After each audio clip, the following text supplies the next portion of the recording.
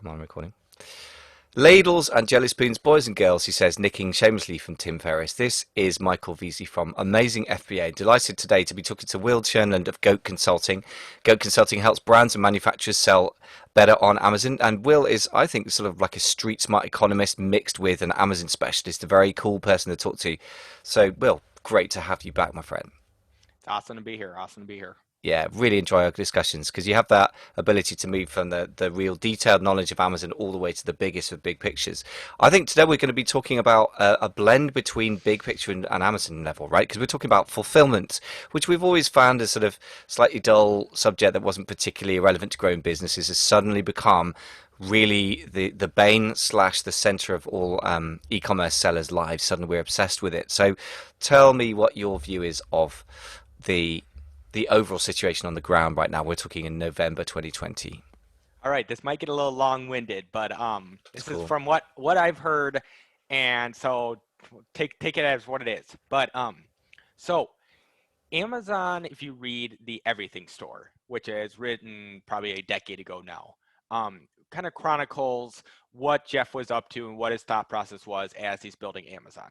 And one of the things they mentioned as kind of the big Amazon master plan was make it as easy as possible for third-party sellers to sell on their platform by handling all the annoying parts like fulfillment and returns. If we can do that, we can then start from the top of the list, source those products ourselves, create our own version of this product, and basically have all of these third-party sellers pay us to do market research for us to figure out what the customers actually want so then we can supply those products. And so for a while there, say 2013, 2014, 2015, a main kind of business plan for Amazon was essentially to have sellers do a certain amount of revenue on Seller Central. Once you got to $1 million a year, $2 million a year, $3 million a year, then the next step was to invite you over to Vendor Central, where then Amazon could buy the product from you, choose what they're sold at, know that the sales volume and velocity is going to be good because they've already seen your third-party sales, and they could kind of start from this, do it that way. And though Amazon had always said their third-party and first-party, their Vendor Central and Seller Central were separate, that was kind of essentially the plan. Now, a couple years ago, from what this is what I've heard, the person who was in charge of Vendor Central left, and the person of Seller Central came in. And the person from Seller Central started running Vendor Central and saw that they are wildly unprofitable. They are buying refrigerators for 500 bucks and selling them for below retail price, and then they're having to ship this refrigerator twice, and it's just these super unprofitable sales that essentially is making it so they can provide more customers with a larger catalog, but at a lower cost. And so the head of Seller Central said, okay, let's get rid of basically all vendors who are not doing at least, say, $10 million a year in sales. All the rest of them are kind of more just wasting our time and not allowing us to scale as fast as we'd like to. So they say we want to call all the vendors. So I don't know if you remember, I think it was it March this year or March last year when a bunch of vendors just didn't get purchase orders on a Monday? And Amazon said it was a glitch at first and then said move to seller. So they kind of called a bunch of people there.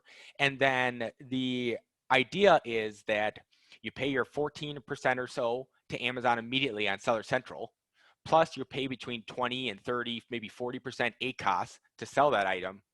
And then they can make a clean 40, 50% margin on your product without ever having to dole out any cash. And then the only thing they have to do is stay on top of fulfillment, make fulfillment be break even for them. And Seller Central will grow like crazy. Amazon will be profitable like crazy, and everything is well in the world. Well, this was a great plan until March, April hits with COVID, because they had just been ramping up for the last year or so to have as many sellers as possible inside their fulfillment centers using Fulfillment by Amazon, and Seller Central and the third-party sellers is like their fastest growing section of their business, faster than AWS. So what happened was COVID, They had to shut down the warehouses. They couldn't allow any more inventory to be sent into their warehouses unless it was essential. They're totally packed. I've heard multiple times that they've grown like 3 years in the last 3 months based on their projections. And so now it's really interesting because a couple of different things.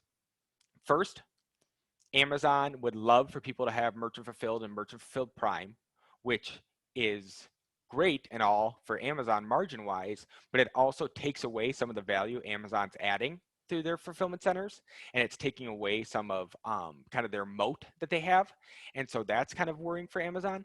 And then also it's interesting coming from the point of view of people like Shopify are going out, and during this COVID, they are actually saying, hey, if you want to sign up for our services, we'll actually give you a discount right now because we know there's a lot of people out of work who might be wanting to start an online business. And so they're actually accelerating their onboarding of new sellers because they're trying to get as many sellers as they can on their platform. Where Amazon, I've been hearing the exact opposite. I've been hearing that some people internationally have even had to do like Zoom calls to get their seller accounts set up and such. And that a few years ago, you could just create a seller account within 2 seconds. And now it's becoming more of a cumbersome process. And we've actually dealt with some people who've contacted us recently looking for Amazon help where we've had to tell them, I would just wait till January because right now the fulfillment centers are full. They don't want any new SKUs. They don't want new sellers on their platform. And they're just trying to play catch up right now. And so we're at a really interesting moment right now where um, if Amazon's not going to allow new sellers and it's not going to be the go-to place for new sellers for the time being, this is a perfect time for maybe one of their competitors to try to slide in there, especially as these other sellers try to enhance their third-party fulfillment opportunities. And so we're at this really interesting point right now where Amazon, for its first time ever, is trying to slow down its growth, and it is at the same time as obviously e-commerce is going crazy. So it's a juxtaposition between the two. Fascinating. I love this. You're the perfect person to talk to about this because you have a great knack of the way you see things, like sort of street smart economist, as I always put it with you. Which, by the way, you do have an economics degree, as I understand, so not just street economist. But this makes a lot of sense. What you've just said, though, if you put those two things together, is very simple. That e-commerce is exploding, so the market per se is just growing a huge amount this year, and Amazon is trying to slow down for the first time ever. Therefore, their market share of e-commerce is by definition not only going down, but they are actively, for the moment, being forced to do that because otherwise the machine would break. And so this is, as you say, this is new territory for everyone because the big picture has always been the story that's been stable for really 2 decades, which is kind of crazy. Is okay, e-commerce is going to grow about 15% a year, maybe it's 10, maybe it's been a little bit more, and Amazon's share of it is going to stay stable or slightly grow over time, and that's been true for 2 decades, right? And suddenly, that story has changed. So, what do you think? Where do we even go from here? I mean, what? Let's deal first of all with the threats and then the opportunities. So, the threats to those who are on Amazon, third-party sellers on Amazon. Let's assume that they are seller central for the purposes of this. Um, what are the threats and how do we deal with that? I mean, I'm talking about logistical sort of and fulfillment type threats. Oh, sorry, Will, we've lost your audio. Right, one sec. Oh, so if you can have merchant fulfilled prime, or you can have some sort of merchant fulfilled shipped ones and two capabilities, that's great to have, especially if you can do it yourself opposed to paying for a third party. Once you pay for a third party to ship ones and twos, especially if your items like $20 or $15, it can be very difficult to make any sort of profit still. But I think it's going to be still, that's the interesting thing with Amazon slowing down. It's still Amazon's everything store. It's still king. So I might go to Nike.com and buy a pair of Nike shoes. I may go to Apple.com and buy a new iPhone. But then if you look at my yearly spend, it's like, okay, I spend $1,000 a year with Apple. I spend $200 a year with Nike. I spend $5,000 a year with Amazon. 4,000 with being a business owner and buying other stuff and that kind of thing. And so it still has the everything store kind of behind it, as people think of it, as it has everything, and it's still going to have the largest annual customer revenue per customer. It's still going to have the largest cart sizes because it does have everything. But I think more and more, yeah, there's a thing where if you're buying based on the brand, there's that much more of a chance that you're going to buy from the brand's actual website. Where if you're just browsing for a widget or a generic kind of commodity, or you just don't know what brand you want, then Amazon will still be king. And so it's these D2C brands that are very brand oriented are going to be able to be the most successful without Amazon, because people are going to search Allbirds. They're not going to search all natural wool shoes on Amazon. What was the name of that brand? That sounds like a good example. Allbirds. Allbirds. Okay. If you look at, Okay. about to say, if you're in a U.S. airport, about a third of the people are wearing Allbirds. Interesting. So Allbirds, not sort of generic search term. I mean, I guess yeah. The It sounds like an obvious thing to say, but I just want to say my experience of the idea of brand on Amazon. Everyone talks about brand building, but you only have a brand when people search by your brand name rather than a generic search term, right? And most people I know who are just starting off on Amazon obviously don't have that brand awareness. And to our previous conversation as well, you were talking about it's very hard to justify billboards or any form of marketing that gets you brand awareness but doesn't give you a dollar return. But the interesting thing is that eventually I guess you can begin to measure that, right? Because people type your brand name into Google, Amazon, whatever other search engine they're using, right? Yeah, I'm with you with the kind of pseudo brand thing. It's like, okay, so you sell a garlic smasher. Yeah. I could go up to 10,000 people in Times Square in New York City and ask if they've heard of your brand. And of course, everyone would say no. Yeah. And then I could almost go to 1,000 of your past customers and ask them if they know what brand their garlic smasher is. And Yeah. they would say no. They probably say So, Amazon or something, right? yeah, Or, I exactly. got Well, I this don't thing know. on I got, Amazon. I think it's yeah, Amazon, maybe. I don't know. Yeah. exactly. So, Yeah. like, let's not kid ourselves with the brand thing. It's either you're building a real brand or you're selling widgets. And by the way, what you've articulated though makes so having dealt with that reality. Sorry, guys, if you're listening and that naive still, then that's reality. But what you just said though is there is much more value suddenly in a real brand, or well, suddenly, but that is, the trend is there in say at Nike, Amazon, or Birds shoes or whatever those things are. All birds, yeah. All birds. Sorry. One day I will buy myself a pair and wander around a US airport and look cool, but never come across those in the UK. But the point is. For people who love those weird wool shoe things, that's a brand, it's a thing. I'd never heard of it. So you've either got that connection or you haven't. And if you have it, then in the new world, you might get the direct to your store traffic, which is a completely different business model to selling on a marketplace. But if you haven't got that, I guess if we are still in that sort of hinterland of you're being generic keyword driven for your sales, or your, so to put it better, your traffic is coming from generic keyword searches, to be more precise. What should we be thinking about in terms of fulfillment side? Let's come back to sort of the basic brass tacks here. So it's got to be FBMs, preferably seller fulfilled prime. How do we need to go about keeping the goods moving during this FBA Yeah, overcapacity situation? yeah, just to kind of put a cherry on top of our last conversation, the last value in brand too is just being able to tell a friend. It's really hard to tell a friend about a garlic smasher on Amazon. You should check it out too. It's really easy for me to say, I got these Nikes, you should buy Nikes too. They're great. So the brand makes the sharing that much easier. But back to the fulfillment. Yeah, Hmm. in a perfect world, you would have your own warehouse and you'd send in FBA inventory once a week. And that way you would never have too much in inventory, but at the same time, you would never have too little. I was just reading an article about some guy who lost like $1 million worth of like random clothing because Amazon destroyed all of his inventory because they said it was counterfeit. And so, yeah, you never want to have all your inventory at Amazon if that's possible, especially because the fees are going up.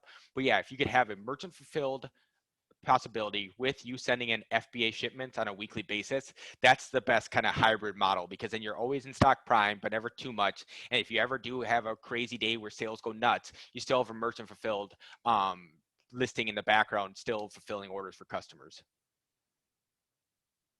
But by the way, that's quite the horror story you just slipped in there. Somebody had $1 million worth of stuff destroyed as counterfeit.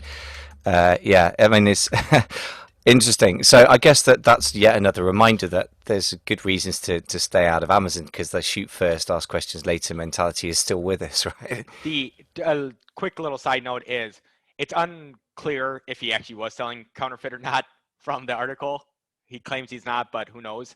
And then also, Amazon they said in the article, like Amazon had emailed him like 5 times that they're going to destroy his inventory. And he kept just like trying to like contact lawyers trying to figure out who he could get to like talk to Amazon, and in the meantime, they just destroyed his inventory because he took too long. So like it was a calamity of the guy messing up and Amazon doing kind of one swipe through type of thing. So it's a combination of worst cases. Yeah, okay, well, that makes sense. But, and to be fair, that's not something I've heard a lot about, whereas Amazon account suspension, suspending an ASIN, putting it into hazmat, these are the usual everyday Yeah, things that yeah. we deal with, right? This is normal. But, okay, so ideally then you have the best of both worlds. So you, just to summarize this, because I think it's important to just get this message across, something clear and easy to take away. You have your own warehouse of some kind, you send in a week's worth of inventory, so you're mostly in stock in Prime within FBA, and then you've got FBM capability, so you kind of can play both sides. If, for example, the Amazon warehouses get shut down by COVID, where your stuff is stored, right?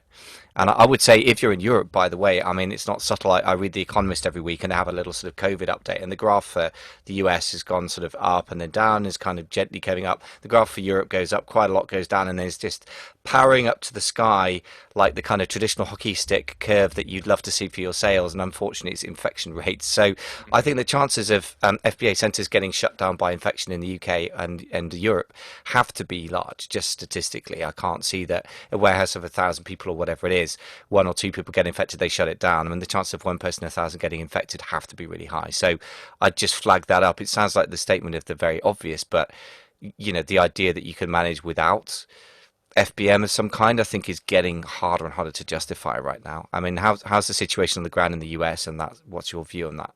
Yeah, I think the last article I read, Amazon said it had 10,000 employees who tested positive, and that it's below the national average. Well, okay, yeah. And so What? that's kind of an interesting combination. And they've tracked it back to them. Most of them caught it in their households and then Yeah, brought it yeah, to work, probably. not caught it in the warehouse kind of thing. Yeah. And so they're doing their best. They spent billions of dollars. They were talking about one podcast, which I thought was pretty interesting, Mm. that Jeff Bezos said, I think he said he's spending $2 billion next quarter to help with COVID, to keep people away from each other, to hire more people so they don't have to get near each other, all those kind of things. And that they were saying that he announced it on a quarterly earnings call, two more $1 billion. Everyone goes, sounds good. Thanks, Jeff. And that if the Walmart CEO said I was going to spend $2 billion on trying to keep COVID away, or Target, they'd be like, what are you talking about? That's our profit margin for the year. This is not how Hi. we do business here. Yeah, yeah, That's not, what are you talking about? You can't just spend money willy-nilly like that. Where yeah, everyone trusts Jeff so much that they're like, I don't know, build rocket ships with the money. I don't know, yeah. solve COVID with the money. I don't know, figure it Right, he out. has built a lot of trust with investors in his use of cash from years of, to be fair, great success. But yeah, I guess what I'm not saying is I'm not questioning the Oh yeah, so I think, diligence of the Amazon yeah, yeah, sort yeah, of system, but I'm just saying that statistically, even though that they may well be below the national average, when the national average in the US is maybe different, but in the yeah. UK and Europe is going crazy, even if they're below the average, the chances are still quite high of your individual warehouses where your stock happens to be stored getting shut down, I guess is what I'm trying Yeah, to so say. yeah, what I'm kind of getting to is that basically for sure you want a merchant fulfilled backup, one way or another. But second off, that I from what I had read and what I had heard from the Amazon fulfillment centers, that like none of them in the US were like shut down due to COVID. It was more that they just had to move painfully slow during COVID, where they couldn't get within 6 feet of each other. So they had to wait for one person to package up the box so the next person could, and all that kind of stuff. And so I see it more just like them getting to a point where it never just shuts down, but it gets to a point where they have half capacity and people are working half as fast. So your orders are taken 7 days instead of 2 days. So that's kind of more I see the trajectory of it going.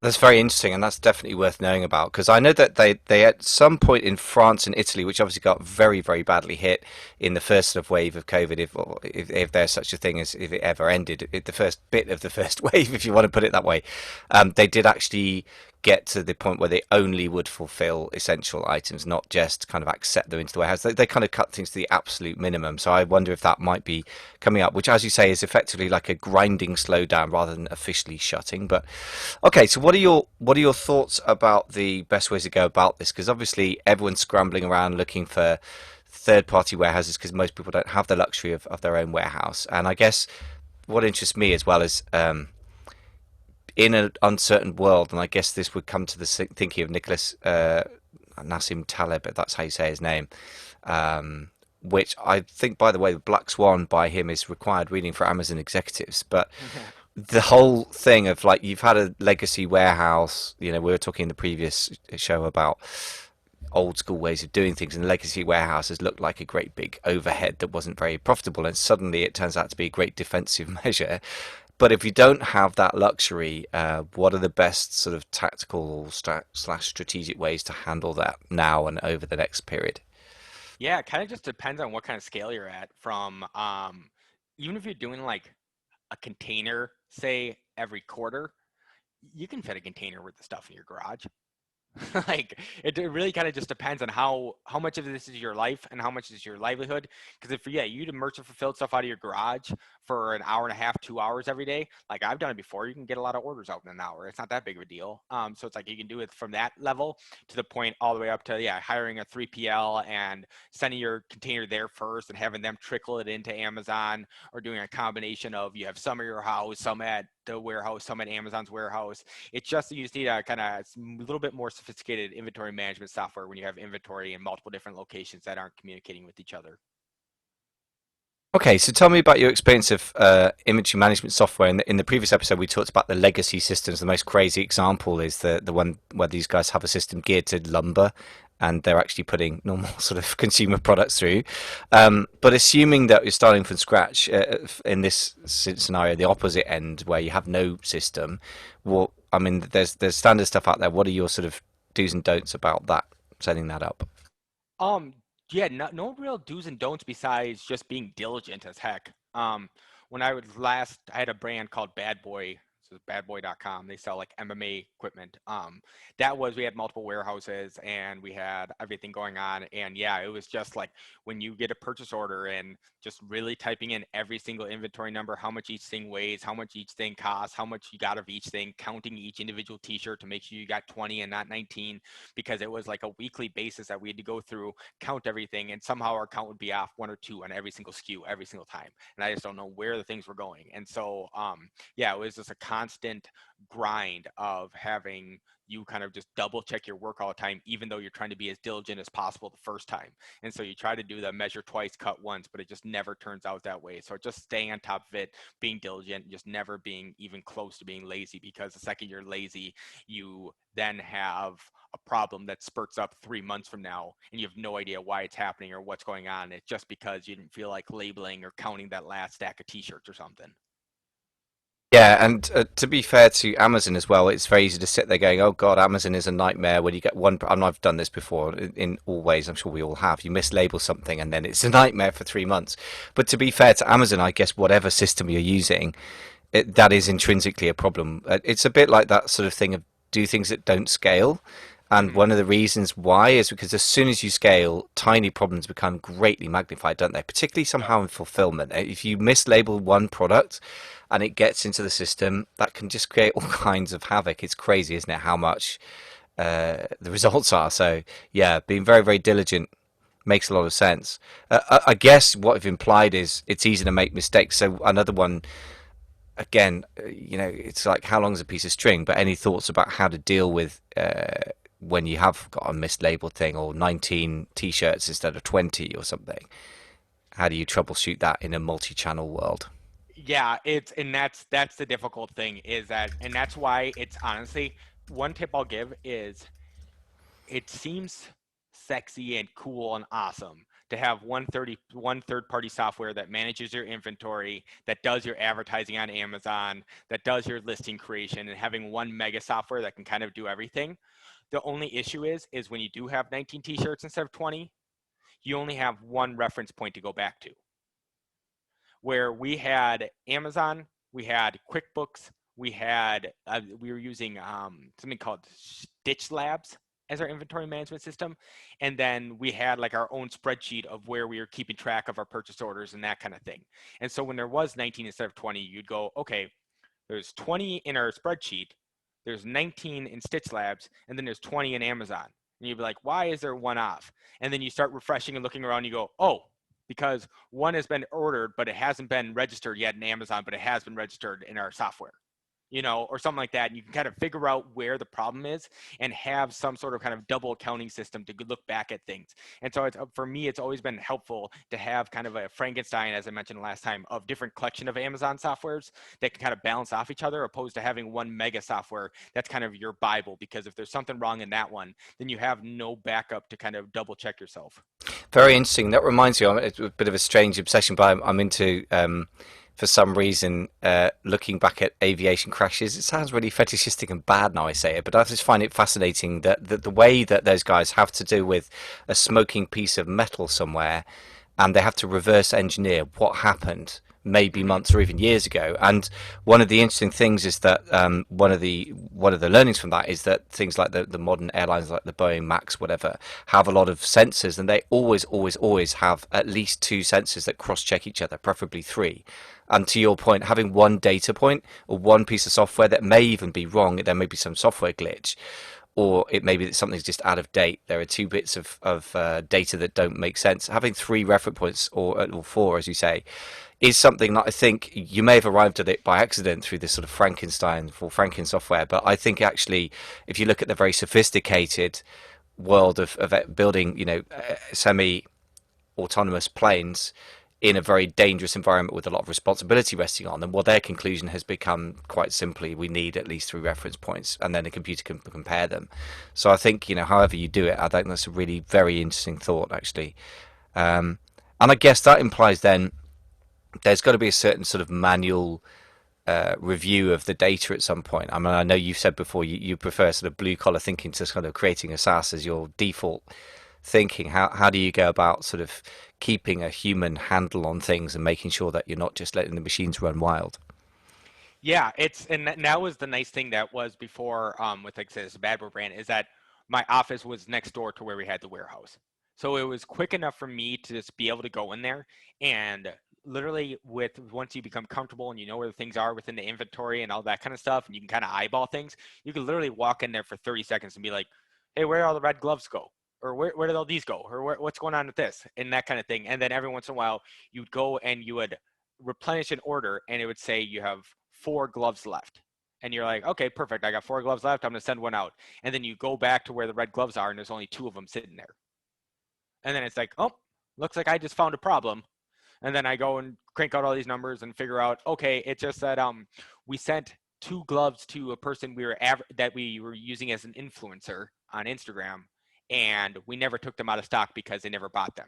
So we need to find a way to create a $0 order that takes it out of stock but doesn't add any revenue. And so it's just kind of the stuff like that just pops up day after day. And that after a couple months of doing it, you go, okay, now we've figured out what the 10 most main problems are, and here's our process for solving each one of them. Perfect. So again, I guess for me there are two lessons from that. One is getting as hands-on as you can, which could be difficult if you're using a third-party warehouse, and especially that becomes amplified if, as a lot of people do, they live in the UK or Europe, as a lot of our clients in the masterminds these days, but they're selling in the US a lot. Then of course they cannot physically walk next door. I mean, it would be insane. So you have to have somebody trusted on the ground. But the second thing that strikes me is really, again, this do things that don't scale thing, is to find all the problems at a really small scale and do very manual and literally manual hands on if you can, but certainly piece by piece if you can't. And then once you've nailed down the common problems, then to scale up at that point, which is very interesting. Because that goes against everything we're taught by all this software advertising. It's like scale easily, click a button, and then go and have coffee all day. Yeah, I don't know if it's just my experience or what, but like when I hear the concept of people like getting a container from China and sending it directly to FBA, Hmm. that like gives me so much anxiety. It's Yeah. unbelievable. Yeah. But like I've had containers show up and every box is crushed. Like it's like, what do you do then? You got this container at this fulfillment center. Amazon wants it gone. Like you don't have any. Like what are you talking about? Like that's just crazy. And so I get it would be sweet that you just order a container a quarter, goes directly to FBA. You sit in Thailand, drink out of your coconuts, but it tends to. Yeah, I rarely hear it working that smoothly. Yeah, it's interesting what you say because I remember big discussions, aka not quite arguments, but were more gentlemanly. That was a bunch of British Amazon sellers, but some pretty serious people. One guy was doing, I think, $500,000 a month in revenue at that point, and he's gone on to pass the $1 million a month revenue at some point. And he was importing containers direct from China. So UK-based guy lives in London. but his factory was in China, and they were fronting quite a lot of the money. So he was a sophisticated guy, and shipping containers direct to Amazon in the US. And they'd made the judgment call that doing a sort of break point in between where you do a post-shipment inspection was actually not needed. But I guess to be fair to them, by that point they'd had their problems. They'd probably done post-shipment inspections, discovered that stuff was getting crushed or, breaking, and they'd gone back to the manufacturer and really been very, very meticulous about the packaging side of things. And, for example, just the details of reinforcing the corners, reinforcing the edges of the boxes, thicker material for the boxes, all the stuff that you have to bully the Chinese factories to do because they'll save a cent and cost you $50 million or whatever. They'll cost you a lot of money and hassle. So to be fair, it wasn't just like he hadn't done it in an unmeticulous way. He was a very meticulous guy. But nevertheless, they come to the conclusion that that was the right move. And so I guess they must have made a sort of cost-benefit analysis. I would say for anyone starting out that I would never, ever, any client of mine working with me, like, I'm going to refuse to work with you if you don't break it and do a post-shipment inspection for the first time out for a new supplier or a new designer product, because it's just asking for trouble. Yeah, I think of it always too from just like the stress threshold of Quite. like mine's very small. Like I just want to never be stressed out ever. Hmm. And so like I pay for insurance for everything, and so it's like it's that kind of mindset of like we can get through life not paying for insurance for anything and be fine and save a bunch of money. Or like for me, it's like I just think of it as like the like 5% sleep easy tax that I know nothing can go wrong and nothing can burn down because I've already paid my tax of making sure nothing catastrophic happens. Yeah, I think you have a lot to.